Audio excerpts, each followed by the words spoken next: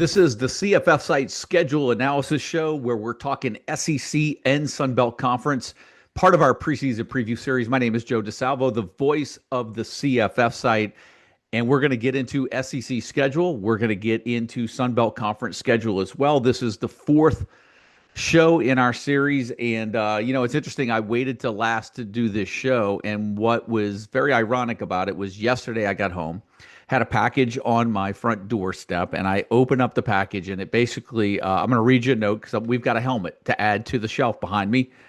Hey Joe, I've been following you and the college fantasy football site now for 8 years.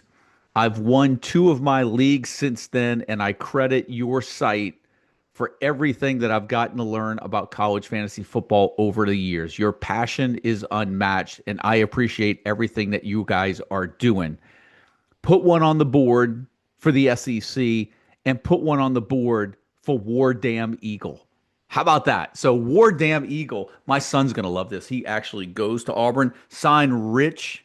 I think it's Rich. It's either Rick or Rich. No last name.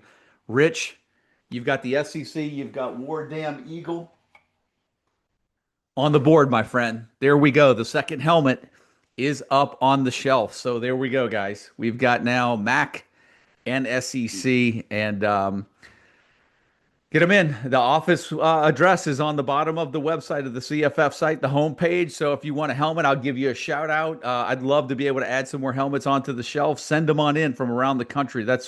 It's awesome. Thank you. I really appreciate it. This is awesome. I'm hoping we can get that thing filled up before the end of the year. But let's get into the SEC schedule. Why don't we? And here we go.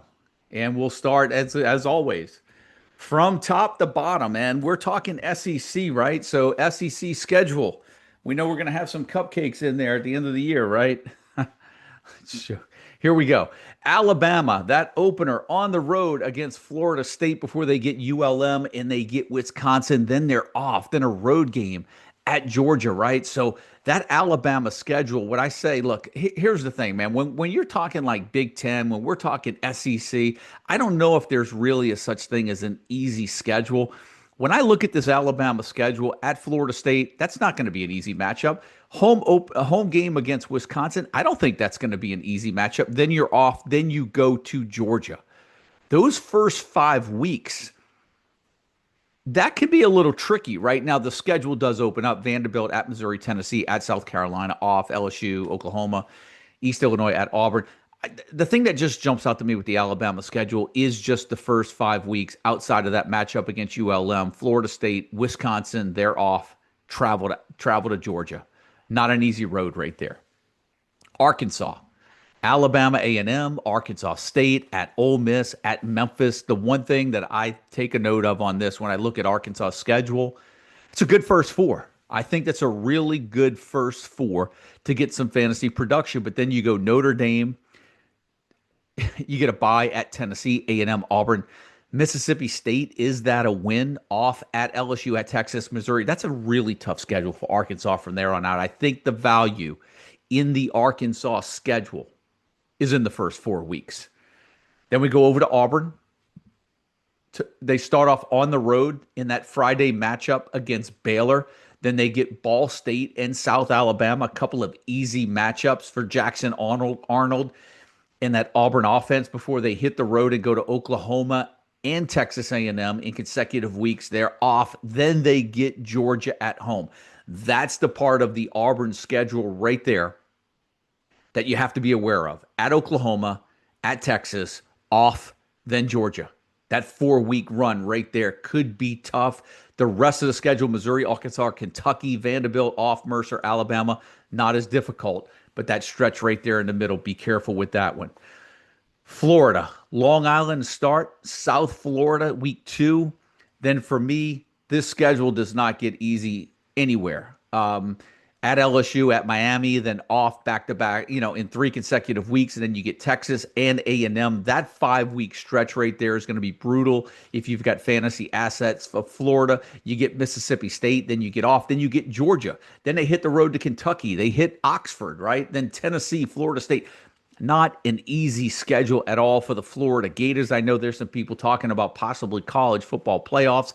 man, if they only lose two games in that schedule, then they may be there. But that's a tough schedule to only, to put the over under at two games right there. Tough schedule from a fantasy standpoint, in my opinion, for the Florida Gators.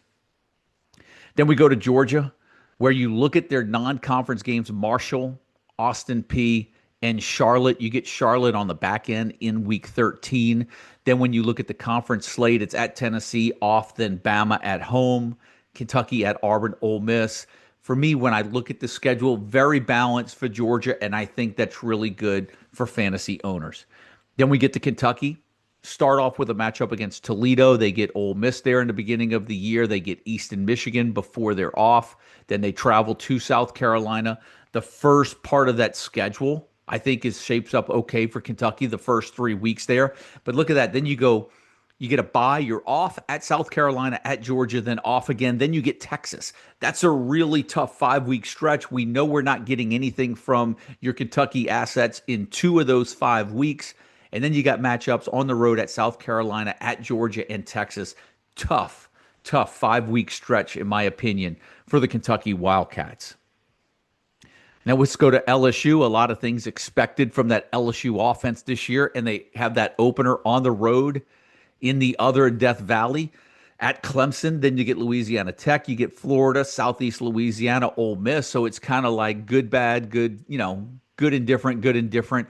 When I look at LSU's schedule, I think the one thing that really favors the Tigers here, or favors fantasy owners, I should say, there's really not a bad stretch on the schedule. A very balanced schedule could lead to a lot of consistency from that LSU offense, at least LSU offensive players.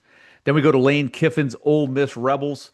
I think this again, another favorable schedule. I'm not really seeing any tough stretches on the schedule. Maybe if there is one, it would be at Georgia, at Oklahoma, South Carolina in the middle of the schedule. Again, you get that week 13 bye week with an Ole Miss player, but Georgia State, Tulane, Washington State, Citadel, not a bad non-conference slate. And for me, other than those three games that I mentioned, those three consecutive games, Georgia, Oklahoma, South Carolina, I think a pretty good schedule for the Ole Miss Rebels. Mississippi State. Mississippi State is a team that I'm really torn on from fantasy assets because I think there's a really good chance we can see a fast start from the Mississippi State players. They play at Southern Miss. They get Arizona State at home. They get Alcorn State, and they get Northern Illinois, right? But let's take a look at the schedule after that. Tennessee, at Texas A&M. They're off. At Florida, Texas. They're at Arkansas, Georgia at home, at Missouri, off, Ole Miss at home. I don't even know if I can see to me, maybe that game at Arkansas, depending how the Razorbacks are. I don't know if I could see Mississippi State winning more than one of those games. And I think what's troubling more than them only being able to win one of those games is I just don't know if that's really good matchups for any fantasy production either, right? So that's what really scares me about Mississippi State players. Maybe you ride them through the first four, possibly 5 weeks through the schedule when they get Tennessee at home. But maybe those are some of those players where if you can identify a couple, might be good to use for trade bait as you get 4 weeks into the season. Then we go down to Missouri. When you look at this schedule, I think that's Central Arkansas. They open up with Kansas, Louisiana, and UMass are their non-conference games. You get South Carolina and Alabama at home in the first half of the year. Then the road at Auburn, at Vandy, A&M, Mississippi State, at Oklahoma, at Arkansas. In my opinion, like I said, I don't think there's any easy schedules in the SEC. To me, this is about as good of a schedule as you can get in the SEC. I know you play Bama. I know you play some tough teams there. I don't see Texas on that schedule. I don't see Georgia on that schedule, right? And the non-conference games are really sweet. I really like Missouri's schedule. If Ahmad Hardy can really, really, perform in that running back one role, see what Bo Prabula could do. Maybe he's a sleeper quarterback there. But I like the Missouri schedule, the way that it shapes up throughout the 2025 season. Then we go down to the Oklahoma Sooners where they open up with Illinois State. They get Michigan in that second week before they visit Temple. Then they get Auburn at home, and then they're off. So, and then they go to Kent State. So when you look at the Oklahoma schedule and quarterback John Mateer, you know you're going to get some really good production out of that Illinois State game, the Temple game, and the Kent State game. You've got a bye week mixed in there. You've got matchups against Michigan and Auburn, both at home. I think that's okay. Even though three of those six are not great matchups, three of them are really good. And your other two matchups, the toughest two matchups right there are at home. And then when you get past Kent State, again, it doesn't get much easier. Texas, at South Carolina, Ole Miss, at Tennessee. They're off at Alabama, Missouri, LSU. Oklahoma with a really tough schedule this year, but that could play into fantasy owners' hands because Oklahoma is going to have to score some points this year. So we'll see how that offense rolls with John Mateer. South Carolina, and the one thing that jumps out at me with South Carolina and quarterback Lenora Sellers is really the first few weeks of the season. Virginia Tech, South Carolina State, Vanderbilt, Missouri, Kentucky at home. I have a feeling Lenora Sellers can get out of the gate really fast. Then you get to the middle part of the season where they're off at LSU, Oklahoma at home, Alabama at home, at Ole Miss, they're off again at Texas A&M. Like the rest of the schedule, okay, they've got some challenges in there. But I think if you have Lenora Sellers, I think you can get off to a really fast start in your leagues through the first 5 weeks this year. Then we go to Tennessee, opening up with Syracuse, the Battle of the Orange. Then you've got East Tennessee. Then you get right into SEC play with that early season matchup against the Georgia Bulldogs before they get UAB. Then they go to Mississippi State. So when I look at Tennessee's schedule, I like the matchups against Syracuse, East Tennessee, UAB, and Mississippi State to start the year. So their only bad matchup is Georgia. They do get the Bulldogs at home, but four of the first five matchups are really good home matchups. Then they're off and they get Arkansas at home. I wouldn't consider that an unfavorable matchup. They go to Bama at Kentucky, Oklahoma at home, New Mexico State, end of the year with Vanderbilt. I think Tennessee has a pretty decent fantasy schedule. I really like it. It's given them a chance to get out of the gate, see what Joey Aguilar can do at quarterback. Is Mike Matthews going to be a legit wide receiver one? We're going to probably know pretty quick about what we're going to get from this Tennessee offense based on what their early season schedule looks like.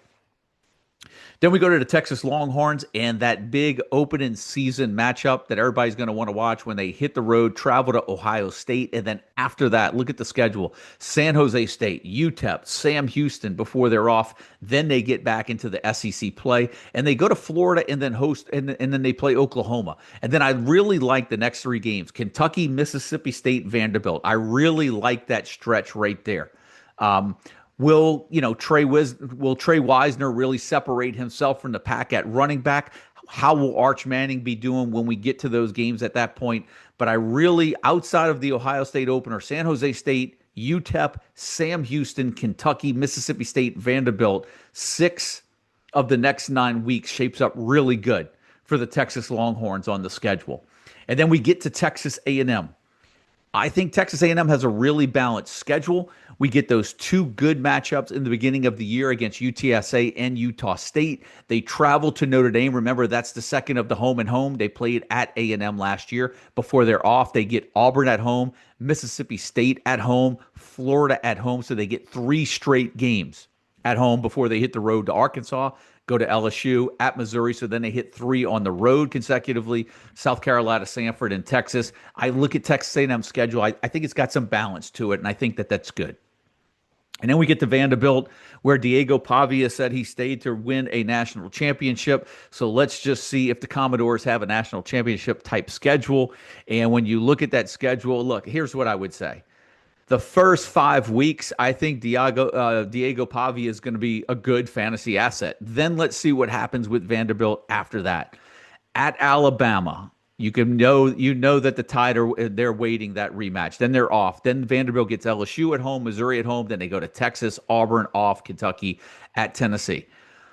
All in all, not a bad schedule for Vanderbilt. I actually like that for consistency with Diego Pavia. There are some stumbling blocks there, but in my opinion, based on some of the other schedules that we looked at, this isn't a bad schedule for Vanderbilt and Diego Pavia. That is going to take care of the SEC right there.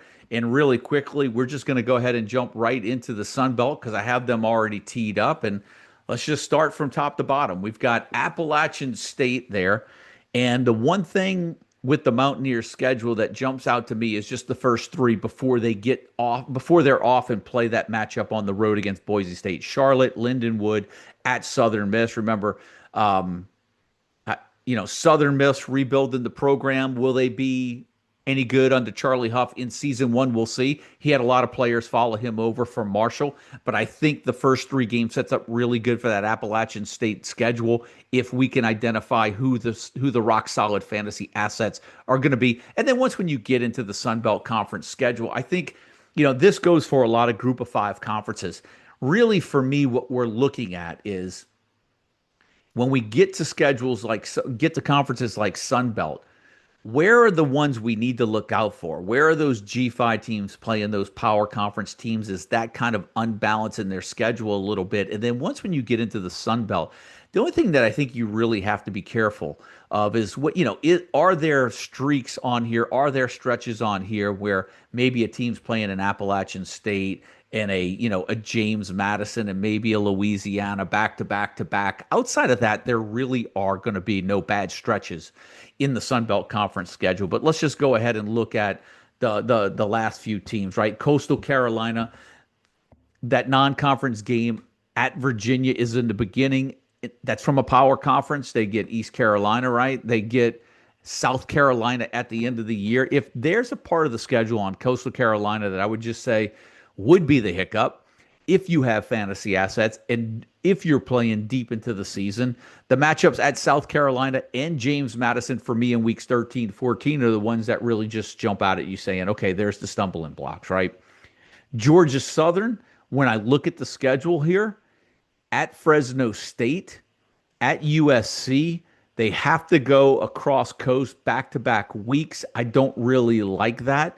Then they get Jacksonville State, they get Maine. So the schedule is going to be fine after that. But I'm worried about Georgia Southern those first 2 weeks going cross country playing on the West Coast. I wonder if they'll stay out there and practice for the week. Georgia State is up next. And when you look at the non conference schedule, the game right out of the box at Ole Miss, then they get Memphis, they get Murray State, and they travel to Vanderbilt. So, all in all, not a terrible schedule for Georgia State. I think there's points to be had even in the non-conference games. Ole Miss, Memphis, those are going to be offenses that should be pushing the ball. And so I think Georgia State's going to have a chance to kind of put up some points on the board in those non-conference matchups. James Madison, Weber State, at Louisville. Okay, there's one to kind of look out for right in week two. And then you get a bye in week three. Then you go to Liberty, right? You get Washington State as the other non-conference game on the back end of the schedule. So I really like that one. Maybe that week 2-3 step where they go at Louisville off in week 2-3 is the only thing to really be cautious of with James Madison. Marshall, here's what I would say. Out of the gate against Georgia, not going to be pretty. Then they get Missouri State and Eastern Kentucky before playing Middle Tennessee State. That's really not a bad 3-game stretch. But what I worry about is that Marshall's basically starting over. Remember, Charles Huff left to go to Southern Miss. Marshall starting over. We're not even sure what Marshall may be come week two because we may not even see much of what they can offer in that week one matchup against Georgia. Then we get the Old Dominion, and I think Old Dominion for me stands out just because of those two matchups in the first 3 weeks where Old Dominion travels to Indiana and they travel to Virginia Tech. Are those bad matchups? I wouldn't say that they're bad, but they're not favorable either. And so I think if you have Colton Joseph, what you're really kind of looking at on the calendar is getting through the first 4 weeks of the schedule. The matchup at Indiana, the matchup at Virginia Tech, and getting past that bye week. Then let's get into conference play, and you should be good. Going down to Arkansas State, as we look at the Red Wolves, at Arkansas kind of stands out in week two, and Iowa State in week three. And really, when you look at Arkansas State's schedule, I mean, Southeast Missouri, when you look at that, there's the other non-conference game along with UTSA. That's about midway through the schedule, but the two that just jump out at me at Arkansas, home against Iowa State. Arkansas State may be one of those teams where maybe you get a good week one, but you may not be looking until week four, until getting them back into your assets back into the starting lineup. Louisiana Raging Cajuns, let's take a look at them.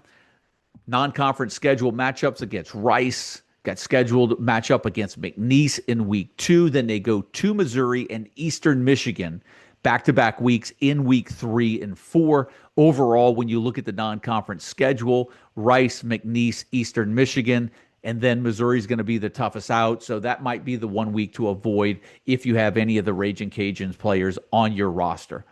Then we go to Louisiana Monroe, and here's at the non-conference schedule. Easy, well, a fairly easy first game. It's hard for me to say that UL Monroe is going to have an easy first game. And then week two, they travel to Alabama, and then they're off. And then when you look at the rest of the schedule, very manageable. Again, Northwestern sitting there in the middle. That could be a tough game for them traveling to Big Ten country there. So here's what I would say about ULM, and that, we know we're going to get a good run game. We're hoping we get a rock solid running back one there. But in the first 6 weeks of the season, temper expectations. You've got road games at Alabama, at Northwestern, and a bye week in 3 of the first 6. So you will need some roster depth if you have Louisiana Monroe running back on your roster to start the year. Then we go to South Alabama. The Jaguars open up with Morgan State. Then they get Tulane and Auburn in back-to-back weeks in weeks 2 and 3. Tulane at home, and they go to Auburn. And then when you look there, you get North Texas sitting there at week 5. That's a good non-conference matchup. So I think if you've got any players for South Alabama on your roster, you're just trying to get that past the second and third weeks. And I would say the second week home a matchup against Tulane, you're probably still going to ride with some of your South Alabama players because you do have that home matchup. Then we go to Southern Miss, where Southern Miss is rebuilding that program under Huff. Open up with Mississippi State. Not the most challenging SEC team, but I think it's going to be a little bit of a steep jump for Southern Miss this year. Then they get Jackson State, Appalachian State at Louisiana Tech. So it's a little bit of a little bit back and forth there in the first 4 weeks as far as unfavorable, favorable, unfavorable, favorable. And then from there, it's just Sun Belt Conference schedule rest of the way. And let's see if I'm missing Jacksonville State. There we go. And Louisiana Tech as far as other non-conference schedules, right? Because they get that early matchup against Appalachian State in week 3. So you've got Mississippi State, Jackson State, Louisiana Tech, Jacksonville State. Not a bad non-conference slate, 3 out of the 4, looking good. Then we go to Texas State, Eastern Michigan at UTSA. They travel to Arizona State, and then they get Nicholls at home, and then it's all Sun Belt Conference from there. 2 bye weeks after that. So I think Eastern Michigan, UTSA, Nicholls, all good matchups for Texas State. The one possible hiccup could be that week 3 matchup at Arizona State. And then we finish things with Troy. And we don't know what we're going to get from Troy, so I don't want to elaborate too much on their fantasy assets, but we do know that we get that matchup against Clemson in week 2. After that opener against Nicholls, then they get week 3 against Memphis. So I would say we're probably not going to get a true, we're probably not really going to know what we're getting from Troy players until we get out of the Clemson matchup and possibly through the Memphis matchup. So Troy might be one of those teams where starting with the week 4 matchup against Buffalo, that's where you might, if you have a Troy player or if you're able to target one on the waiver wire, that would be the timeline of when you're targeting Troy players. So there you go. That takes care of the SEC and the Sun Belt Conference schedules. I feel like it got a little bit more efficient and quicker as we got through the conferences. We got another conference helmet up on the shelf, so thank you, Rich. I really appreciate that. One more time, War Damn Eagle, for all of you Auburn guys out there in the Discord or following the site. But that's it. That's going to do it for the schedule analysis. I just wanted to get another quick, fun, easy series up there, and Mike and I are going to be turning out some things, maybe even posting some things before this series even gets up, because I know we've got a few short shows in the works as well coming up in the next couple of weeks. But draft season is here. We're into mid-July, and hot, draft season is going to be hot and heavy over the next 3 to 4 weeks. And as preseason camps start, a lot of news is going to be coming in. And it's the greatest thing about our preseason fantasy draft guide and a lot of our preseason content is that we update it. We keep it going and update it all throughout the preseason up until about maybe 10 days or so before the season, maybe even 10 to 14 days when we have to start getting week 0 and week 1 content ready. But the updates should be coming fast and furious in the next couple of weeks. So that's going to do it for the schedule analysis shows, part of the preseason preview series. My name's Joe DeSalvo, voice of the CFF site. I'll see you guys on one of the future shows. Now, let's take a look at Notre Dame and UConn, and we'll start at UConn. And I'm going to have them pulled up in a graphic with the pack with the teams from the Pac-12 because I couldn't find a graphic with just UConn and Notre Dame. I wanted to give you guys some context by looking at some of the teams. And so, with UConn, for me, nothing really jumps out. I mean, UConn, independent, a mixed bag, balanced schedule, right? But let's look and focus real quick on Notre Dame. And Notre Dame's just one of those programs. They're just going to play a really good schedule every year. Matchup at Miami and off the first and second weeks before they play Texas A&M. Should be an easy matchup against Purdue. It's not going to be easy going down to Fayetteville and playing at Arkansas. Then they get Boise State, right? North Carolina State, USC. Now, for me, when I look at Notre Dame's schedule right there, I say, okay, at Miami could be tough. A&M could be tough. At Arkansas could be tricky. USC at home, that could be tough.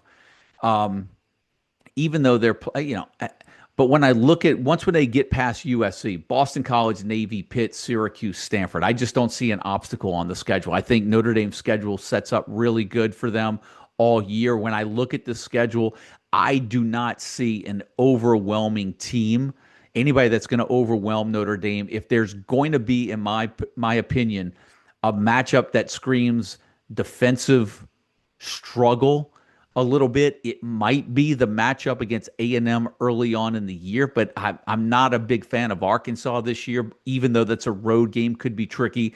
And I just don't know how good USC's defense is going to be. I don't think Boise State's going to have enough muscle.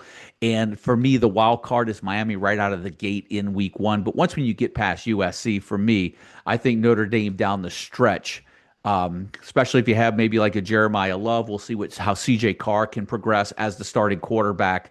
That's a really good stretch run if you have a Notre Dame asset to end the year. So that's going to do it for the schedule analysis for the Big 12, the Mountain West Conference, and the Independents. That's 3 shows down, and one more to go. On the next show, we're going to look at the SEC. We're going to look at the Sun Belt, and that's going to be the 4th and final part of the schedule analysis here as part of our preseason preview series. But that's it. I'm going to wrap up this show. We've got one more to go. Again, my name's Joe DeSalvo, the voice of the CFF site, and I'll see you guys when we're talking SEC Sun Belt schedules.